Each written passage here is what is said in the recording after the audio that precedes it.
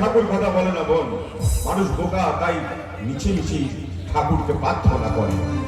আপনি ঠিক বলেছেন, বোকা না হলে মানুষ মানুষকে বিশ্বাস করে কেন? না না, এই কথা তুমি ঠিক বলে না বোন। দেখো, মানুষ তো মানুষকে বিশ্বাস করবেই। ওই যে একটা গান আছে না, মানুষ মানুষের জন্য। হ্যাঁ, কিন্তু আমি যে বিশ্বাস করে প্রতারিত হয়েছে, এই তো?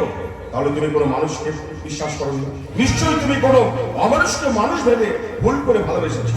আপনার কথাই সত্যি, আপনার কথাই সত্যি, আপনি ঠিকই বলেছেন। আচ্ছা আচ্ছা বোন, আমি বলছিলাম তুমি কাঁদছিলে কেন? আমি যে কেন কাঁদছিলাম সেটা আমি কাউকে বলতে পারবো না, এমনকি আপনাকেও না। সে কি কথা?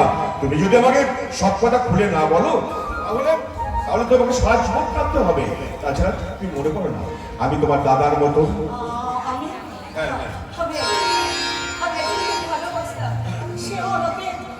ভালোবাসো, তাই তো? আরে ঠিক আছে, ভালোবাসো যখন তখন বিয়ে করে নাও।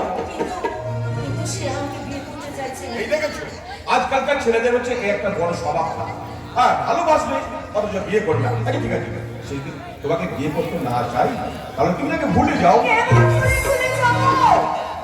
আমি যে তার সন্তানের মা হতে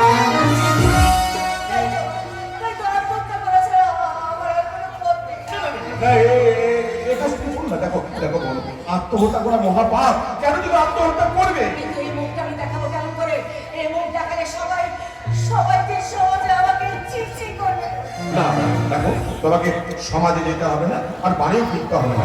তুমি তুমি আমার সঙ্গে চলো। আপনার সঙ্গে? হ্যাঁ।